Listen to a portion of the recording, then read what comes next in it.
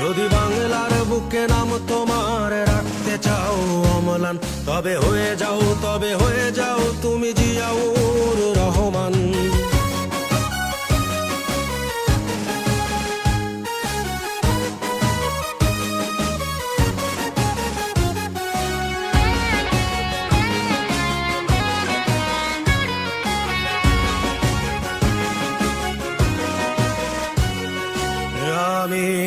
আমরা কি ভুলতে পারি মহান নেতা তোমাকে?